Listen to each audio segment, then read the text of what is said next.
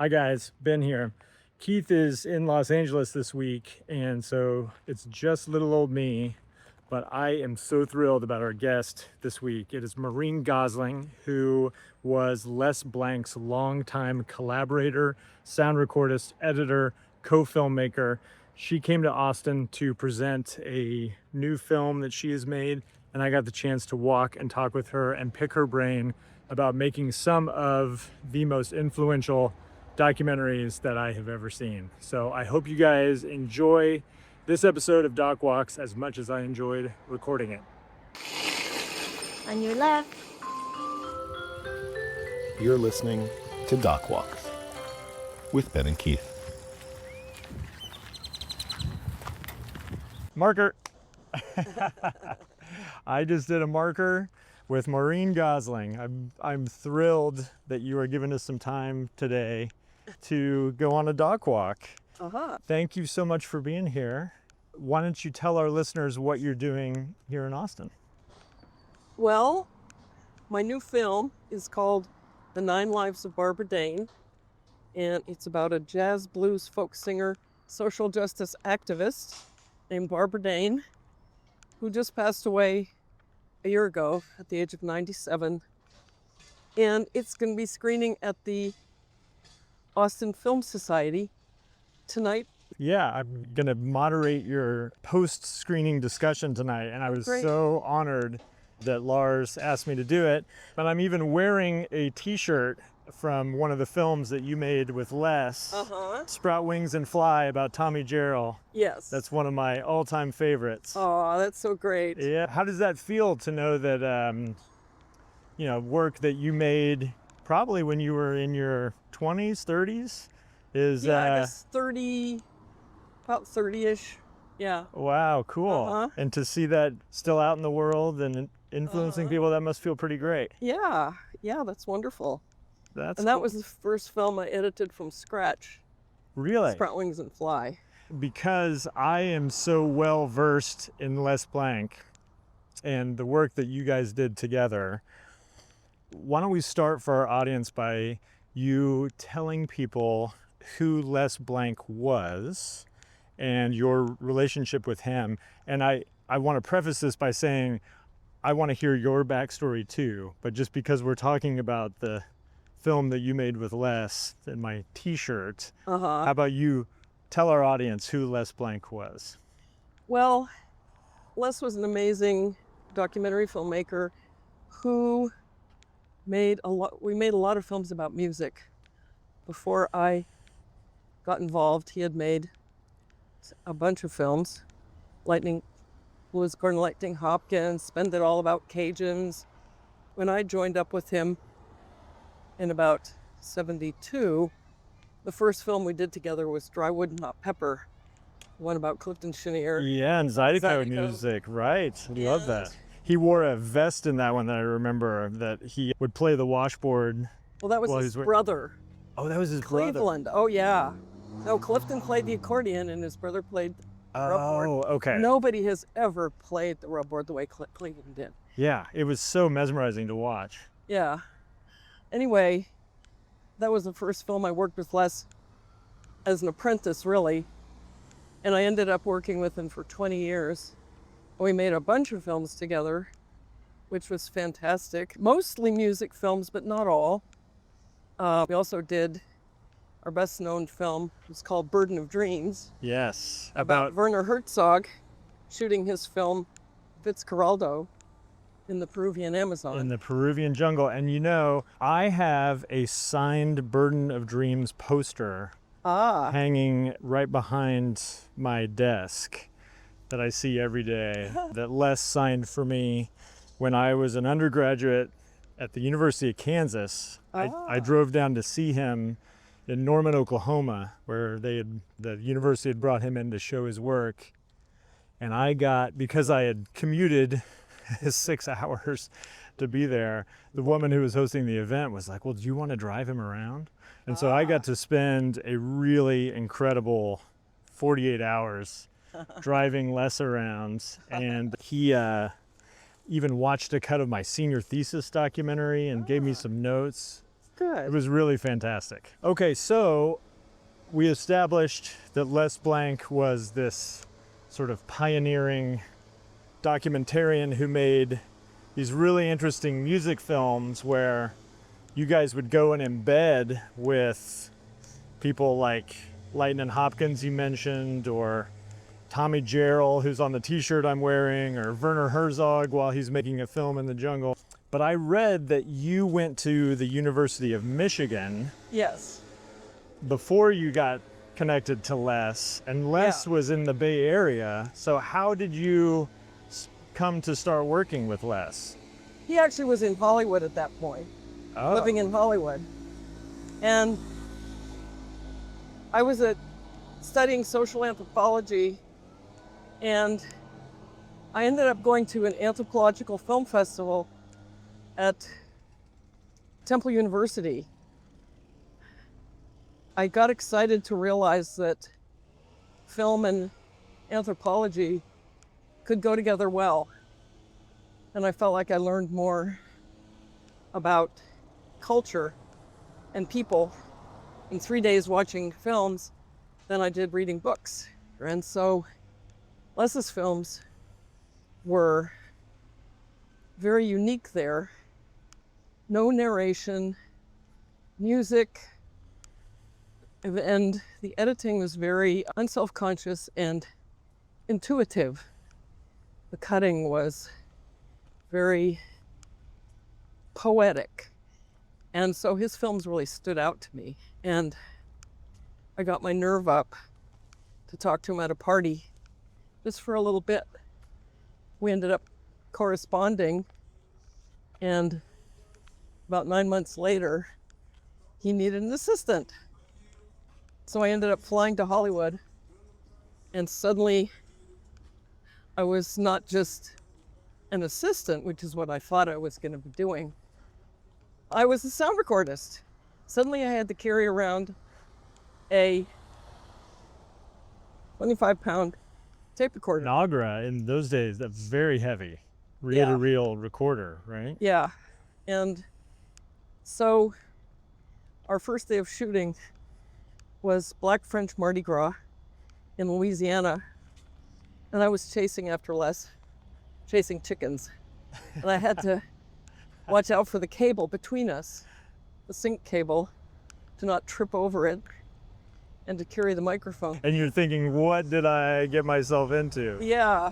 Here, let's cross the street here and find some shade, and then we can go through this community garden here. Oh, great. And he was very laconic. He didn't say much, and so I didn't quite know how to deal with him for quite a while, even though we were hanging out together all the time.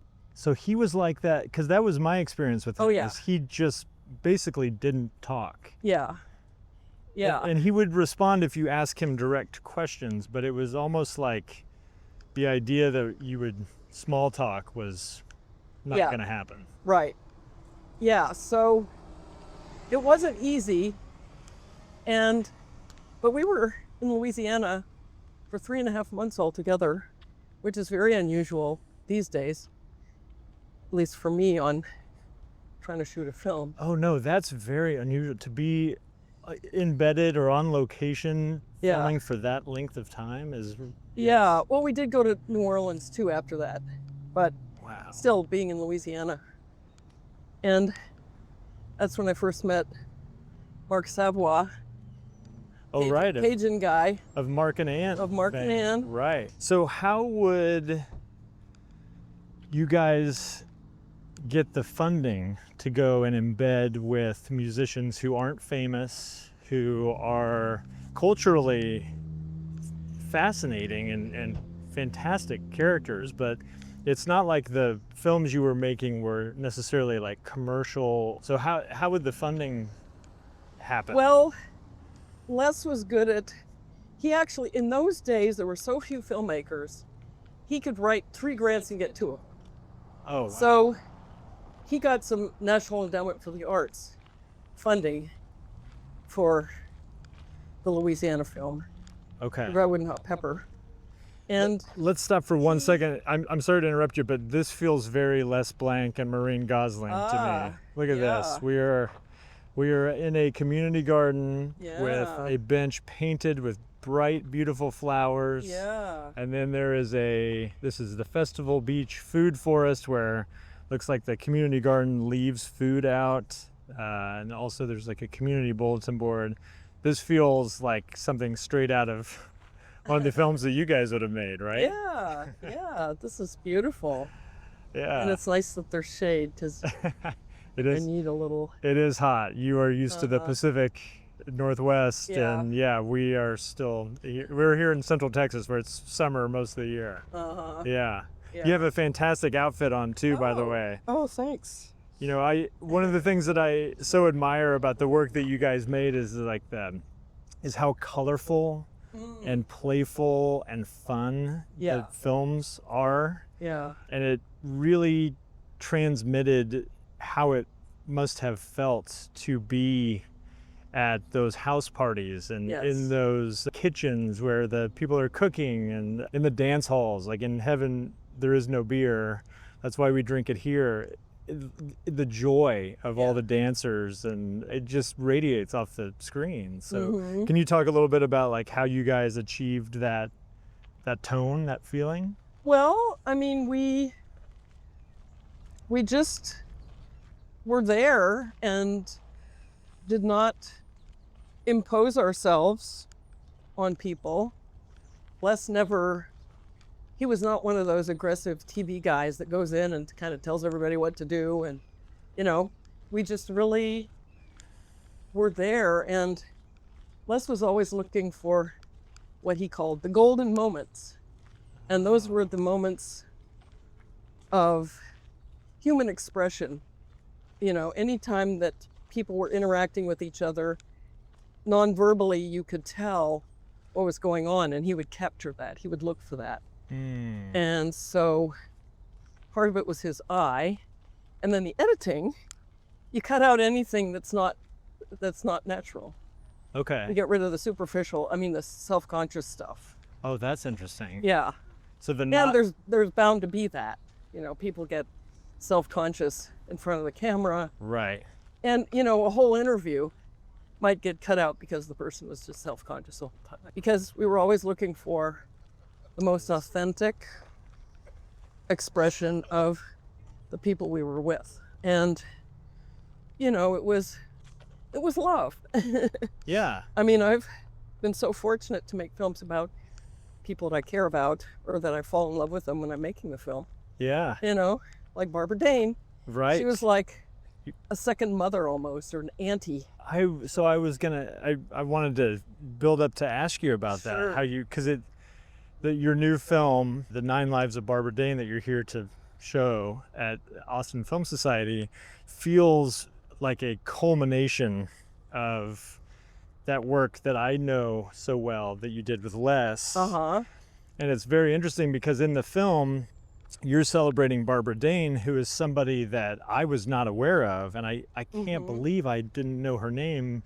Right. But she is going on tour in her late 80s, early 90s when you film with her, and it feels like a culmination of her whole artistic life sort of coming to be on screen. And so it was interesting that it almost felt like that was your culmination as a director and her culmination as a subject. Did you see it that way? Yes. And the one thing that's an important point, very interesting, is that with Les, we never did overtly political films, even though the films, you could say, had messages that were very maybe progressive, or, you know, just the way we were relating to people. Yeah, because you were filming people who were, not a lot of people were probably going into Clifton Cheniere's house, or Lightning Hopkins' home, or Mance Right. Lipscomb's farm. You know, Right. you guys were really going there and embedding with people. Yeah, and what it does, those films, because they don't have a time mark for what's going on in the country, they sort of have transcended time, because they're experiential rather than, you know, historical or factual or whatever. Oh, that's such a great way to say it. They're Yeah. experiential. I'd never quite thought of it that way, and that's so on the money because you really do feel like you're there. Yeah. Yeah. Yeah. So with the Barbara film, I in the early 2000s, I started working with this guy named Jed Reif, and he was a social justice and political filmmaker. The first film I edited for him was called Waiting to Inhale, about medical marijuana. Oh, I saw that in your filmography. Yeah, I haven't seen that one. Yeah, so with him, I started to do much more political, overtly political stuff, Okay. you know, in social justice work. So with the Barbara Dane film, that influence is there as well. Sure. And I mean, I hope that it's sort of a combination of the good stuff from working with Les and the good stuff with working with Jed. Oh. Plus my own interest in promoting women, Right. women's stories. Right. And the first film I directed with this other woman, Ellen Osborne, was on these women in southern Oaxaca, the Zapotecs of Juchitán, Oaxaca, who have a reputation of being a matriarch. Oh. And so wow. that was a very significant film for me. So let's talk about the transition from being Les's sound recordist and editor to you directing your first film. How did that come about? Well, we ended up working together for 20 years, Les and I.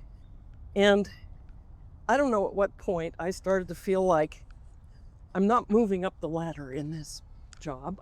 He was sort of slowing down himself a bit. And I mean, whenever I would always get my interest up again, whenever the new film idea would come out. Then I would say, oh, I have to do this. Bike rider coming right here, Maureen.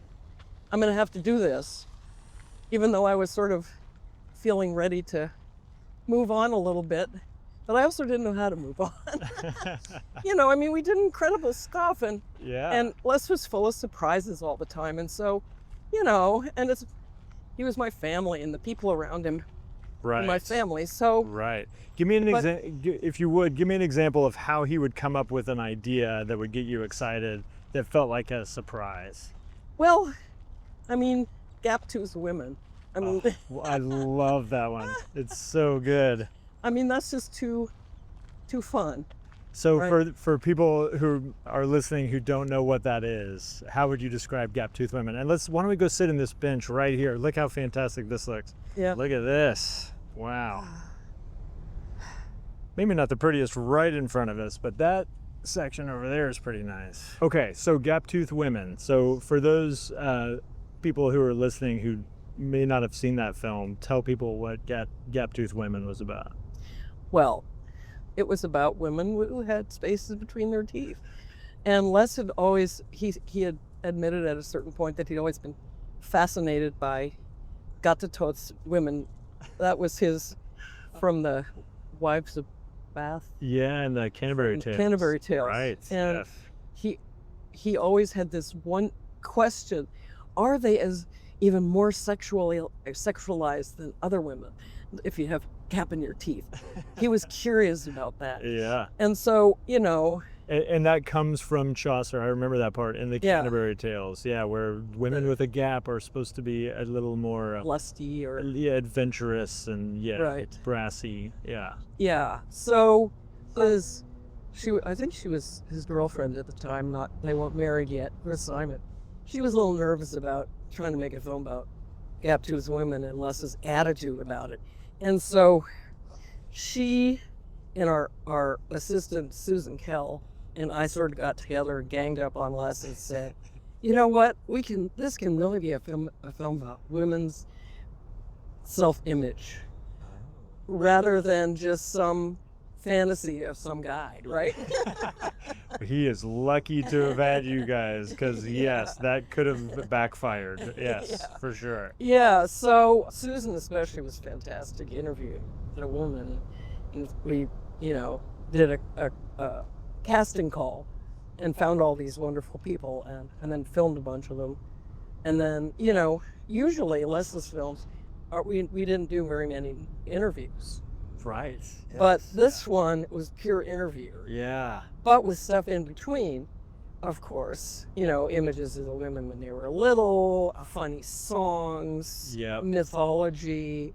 And I remember murals. There's you guys found some murals that I think was... Right. There was one of the women was a muralist. Yeah.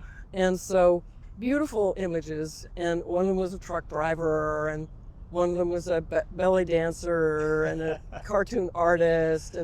And so all of that's in there. It's a half-hour film, but it's very charming. It really is. Totally charming. Well, and that's another interesting thing. The lengths of those movies are so interesting because they're not commercial by any stretch. They weren't, the standard 56-40 hour for PBS. They were oftentimes 40 minutes long. Right. So they're longer than short films, but shorter than feature films. Yeah, although we did do some long ones. But anyway, the length that they're supposed to be is how we always said. Oh, I like that. Yeah. But doesn't that by nature make it so that the distribution is harder, so that you guys would have to go around and physically show the movies? You'd almost have to tour with them? Well, Les was one of the original DIY guys in the 70s. Mm-hmm. He realized that nobody knew how to distribute his films. He tried with regular distributors, educational distributors. They didn't know what to do with Lightning Hopkins. Right. He would get a $40 royalty at the end of the year. Yeah. So he said, I guess I'm just going to have to do this myself. Mm-hmm. And he did. And it really worked. I mean, it took time to build up his mailing list, but it's still in good shape now. Yeah. I mean, after all these years, even though we also are a Criterion collection, and he was the first filmmaker to put films on VHS when VHS was the thing. I remember I sent off for some of those and bought them in the mail from Flower Films. Mm-hmm. Okay, so you do that with Les. You started as assistant. You quickly become the sound recordist. Then you become his editor, and you guys worked together for 20 years, you said? Right. Wow. And so I was also co-filmmaker. Yes. And that doesn't always get acknowledged as maybe sort of like a co-director. Yeah, right. And so it's been tricky with Burden of Dreams, even though it's a film by Les Blank with Maureen Gosling. The with Maureen Gosling often gets left off. So that's tough. Yeah. And film history is full of those types of partnerships. I'm thinking about Scorsese with his longtime editor Thelma Shoemaker, and even here in Austin, Rick Linklater and Sandra Adair, have worked together their whole careers, and it's hard to imagine one without the other. But it is also hard not to notice that it's the men who get who are the ones whose names we know. Yeah. Yeah. How do you feel about that? Or is that... Well, it's been a little challenging, shall we say. Yeah. I mean, I always felt like I got the credit that I wanted on the film itself, because I would lobby for that with him. But then that isn't necessarily what gets remembered or acknowledged or whatever. Right. Like Gap-Toothed Women was made by Les Blank, Maureen Gosling, Chris Simon, and Susan Kell. And Chulas Fronteras, or Del Medio Corazon, was made by Chris Rockowitz, Maureen Gosling, Les Blank, and Guillermo Hernandez. Right. So anyway, one could have a long discussion just on that. Absolutely, yeah. And I'm not digging for dirt just so much as wondering how that informed your directing and your choice to go out on your own. And yeah. I mean, that was maybe part of it. Yeah. Sure. And then I started off with another woman directing Los Angeles Fire, which is the one in Mexico, and she kind of bailed on me, even though she started it. Oh no. And she kind of bailed because she was so depressed by how hard the story's money. And I thought, oh my God, how can I do this by myself? Right. And I sort of did, and finished it, and I said, well, I guess I can call it that it's my film. Yeah. But I always give her credit, Ellen Osborne, for being co-director with me. And when we shot the film, it was totally equal. And, Right. it's her idea originally. But it opened this whole chapter for me in my life. It's, part of my identity. Right. And I really took it to heart. And hopefully I'm working on a restoration on that film. Oh, so maybe cool. we'll be able to get it down here. Yeah, that's Blossoms great. of Fire. Oh, yeah, love it. It's really a fun film too. It sounds like you are like the consummate collaborator. Like that was kind of your role with Les, and then I apologize, I haven't seen Blossoms of Fire, but it sounds like you started as a collaborator that then became the director. Like, are you more comfortable in some ways in the sort of collaborator team mode than? Yeah, and I think most films are teamwork, and they don't necessarily get acknowledged as that. Right. Because there's a lot of work, and people have their different strengths. Like Ellen was great she didn't mind making plane reservations, and doing budgets, which I hate. Right. And I went and did the research. I read the books and took the notes. Yeah. And Jed he's the budget guy, plus he's sort of the overview guy and the one that makes sure we're covering X and sometimes he directs his films and then I edit his films. But I was going to say, producer. You sound like a director. You're doing the creative work and they are doing the planning, which is the producer's role. Mm-hmm. So for those of our audience who haven't seen the film, tell us about the 9 Lives of Barbara Dane. Well, I knew who Barbara Dane was because she was a good friend of Chris Strachowitz. Okay. Our Hooley Records, who was my good friend for many, many years. And Chris and Les shared an office, is that right? For they shared a long time?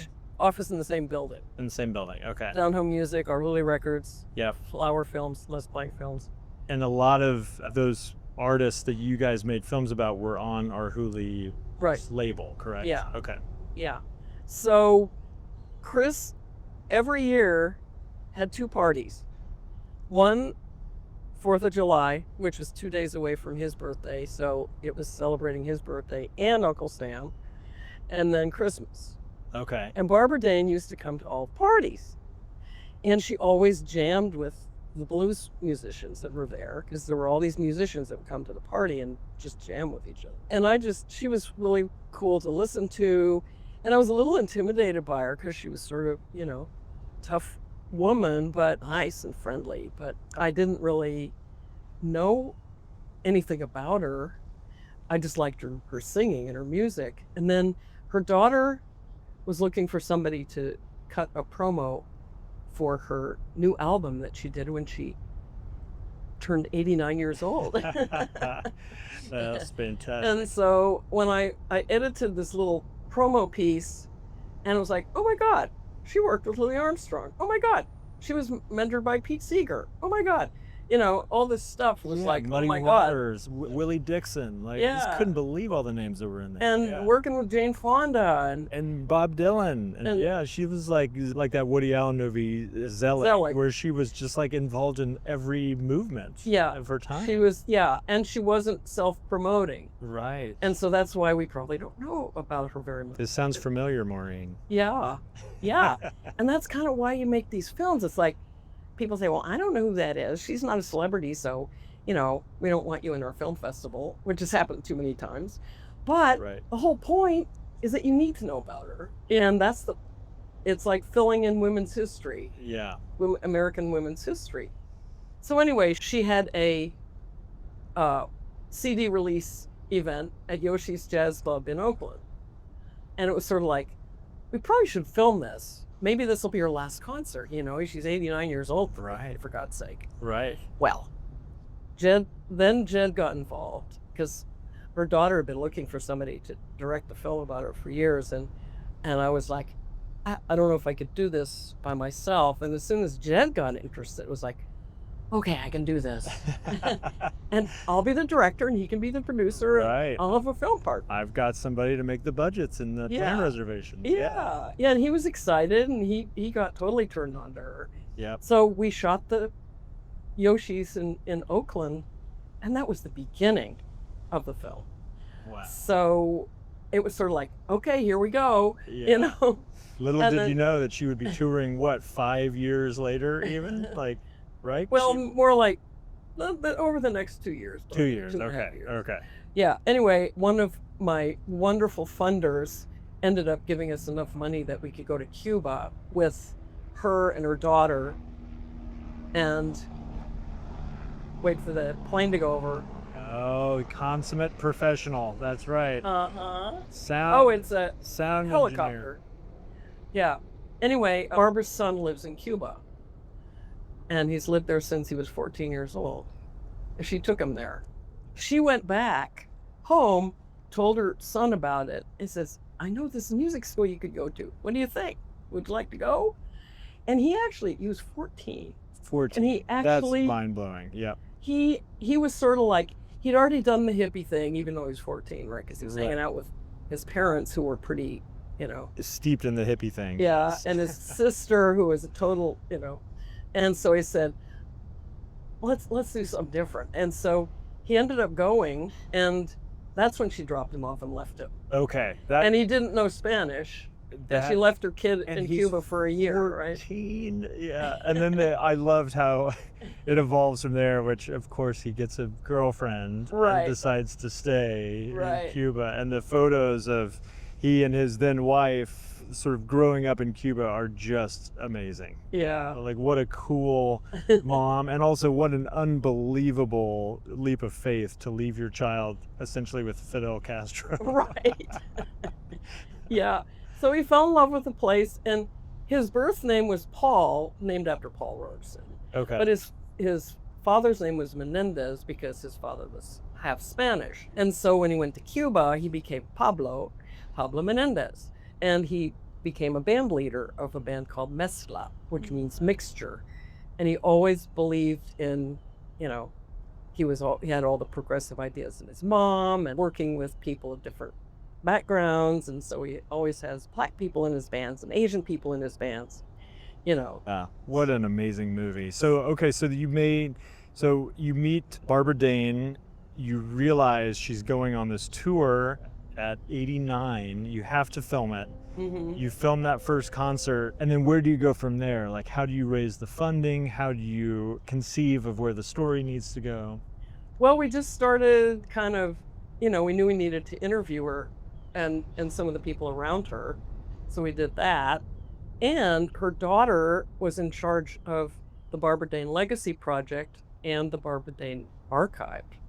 And so she has an incredible collection that she started when she was probably in her teens of photographs and tapes and posters and letters and recording. I mean, just this incredible archive of stuff that we had access to. Most of the time that she was like on TV, like she was with Louis Armstrong on a show, and she had her own shows that she was on. She was with folk musicians, she was blues musicians, and she was interviewed at LA at the Ash Grove Coffee House, Yes. talking about beatniks and Yes. how they're sort of not all there. Right. It was so cute. It was so cute. And then she ended up in like an Alfred Hitchcock Presents. And Right. Yeah, she skipped like a stone through all these amazing cultural moments. Mhm. And it was one of those things that after watching the film, I was inspired and also couldn't believe that I had never heard her name before. Right.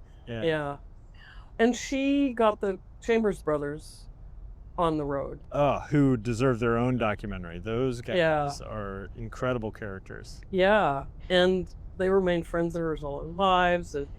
And sadly, we lost two of the guys that we filmed. Oh. Only one of the brothers is left, this amazing guy, Willie Yeah. Chambers. He's hippest guy Yeah. ever.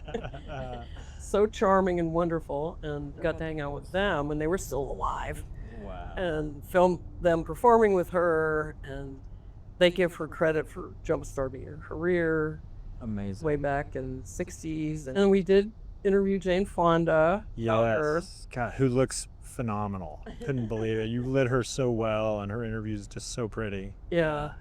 And she really was mentored by Barbara and Irwin.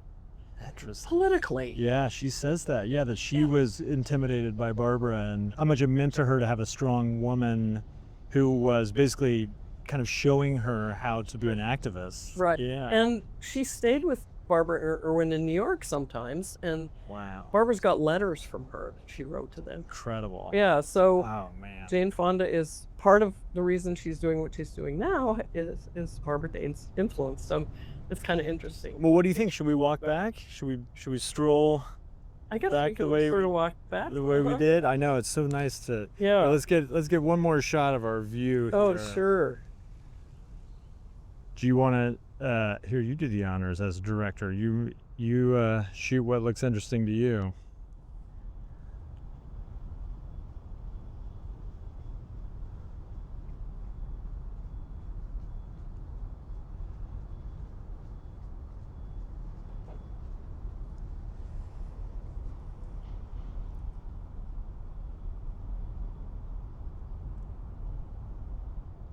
So, what did you learn from spending the time that you did with Barbara Dane? Well, how inspiring it can be to, well, a biggie is the richness of what our elders have in their lives and what they have to say. Yes. And it's good to talk to them and learn from them and get insight from them. And it's also possible to be young at heart and an activist till the day you die, which she was. She did medical aid in dying, which is legal in California. Wow, she did. So she chose the day she would die and took a potion and was there and had her family around her. And Wow. yeah, illegal in California, which is can be really good. Yeah, absolutely. I mean, she really hung in there for the longest time, partly because for her daughter, who was also dealing with terminal cancer. Oh, no. Nina was our executive producer, incredible person, and absolute supporter of her mother, absolute best friend of her mother. They were so close. And she had these goals with the Barbara Dane Legacy Project to put the concerts on, get her mom's book out, get a film made, and she did all of it. Wow. Barbara did her book. It's called This Bell Still Rings, My Life of Defiance in Song. And Nina helped her do that. If you like the film, you get all the juicy details when you read Barbara's book. And then just getting the archive, trying to get the archive placed somewhere. That still has yet to happen, but it's an incredible archive. Yeah. And sadly, Nina just passed away, literally about 2 months ago. Oh, no. Yeah, at about age 67. She was also, besides being her mother's best friend and promoter, she was a promoter of flamenco concerts. Yes. Let's go this way. That was one of my main takeaways from the film, was that she was such an inspiring presence, and the influence that she had on her children's lives was so interesting to observe, because they all became these like pioneering artistic people, that it was really beautiful to see that direct, like, sort of transfer of creative power. Yeah. Yep. So true. Well, so you make this beautiful portrait of an artist looking back on their career. Now that you're 75 and you're still working and making work, but you're also showing films and looking back on your career to some point. How do you think about your career at this point? Well, I'm slowing down a bit, taking on other big films to edit, and I'm trying to get all my own films into good shape and make sure that they have some distribution too. It's like Blossoms of Fire has been out of distribution for quite a long time. I'm trying to get my films in shape, and I'm open to editing shorts. Oh, okay. So I've edited, there's this wonderful group in the Bay Area called Los Sensoles, and they're a Mexican-American cultural organization that is absolutely prolific. They teach their kids in their classes how to play musical instruments and perform. Oh, and then they have their own group called Los Sensoles. And they're, good buds with Taj Mahal and David Hidalgo from Los Lobos and Linda Ronstadt and Jackson Browne. And so I recently edited a short for them where Taj Mahal and David Hidalgo are visiting their center. Oh, cool. And so they perform, talk to the kids, and the kids perform, and they perform with the kids. Wow. So how awesome. So basically you're still working. You're as vibrant as ever and still making films about musicians and communities that are inspirational, that matter to you. That's awesome. Well, and a big job that I have right now is getting this film out in the world. Right. And we feel like it's a really important time for this film because Barbara is very inspirational for anyone who is an activist right now, wondering, how can I do this? I'm too tired. This is too hard. I give up. Too many rough things going on in the world. I can't do it. She kept going and going and going. Activists right now might be feeling tired, depressed. I have to give up. This is too hard.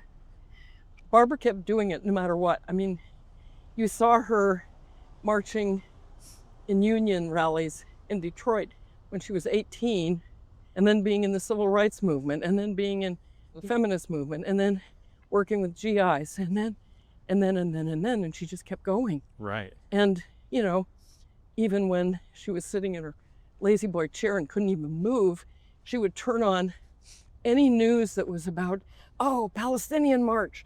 She was totally up to date on everything.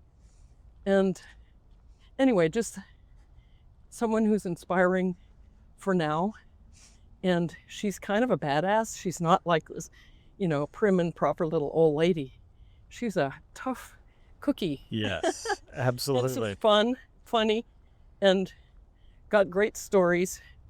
And so we also are hoping that young people will get a kick out of her and realize what some of these old folks have to say. And how inspiring they are and how cool they are. Well, I feel that same way about you and the work that you've made. I'm sincere. Watching those Les Blanc films for me as an undergraduate at the University of Kansas, not knowing another documentary filmmaker, just filled me full of hope and inspiration and joy and just a belief that medium was important and was something that I wanted to spend my life making.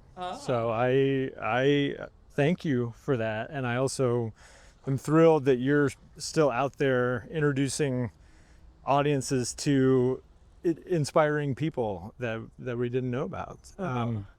So we're coming up on your Airbnb here. So I wanted to ask you, this is a podcast specifically about documentary filmmaking, and we hope that young directors listen to this and get inspired the way I was just saying that your films have done for me. And so I wonder if you would just talk a little bit about why documentaries matter, why you have spent your life creating them. Yeah, well, there's so many stories that haven't been told, especially in mass media.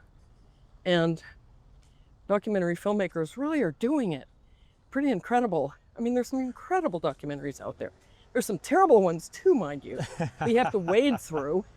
But the one thing, especially now that there's fewer newspapers, the media has become more homogenized and corporatized, and the documentary filmmakers really are filling in the gap of investigative journalism in so many cases. It takes time to do a documentary. You know, when they're good, the director really and the team really do their homework. And so the good ones are very powerful, very important. And of course, right now, with all the funding being taken away from Corporation for Public Broadcasting and all these other places, it's going to be harder. But the medium is also more democratized because you can make a video on your cell phone. Right. A decent film, you know.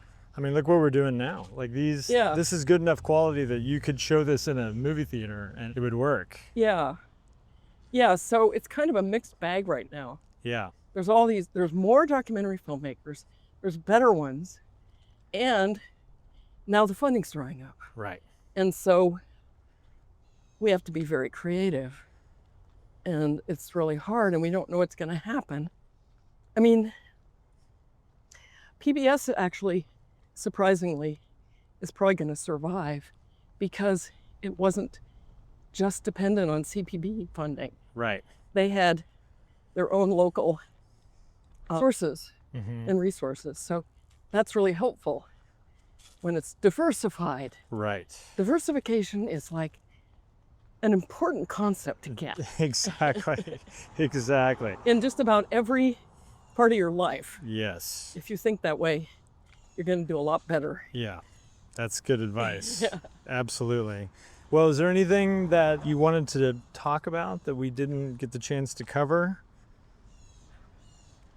Oh,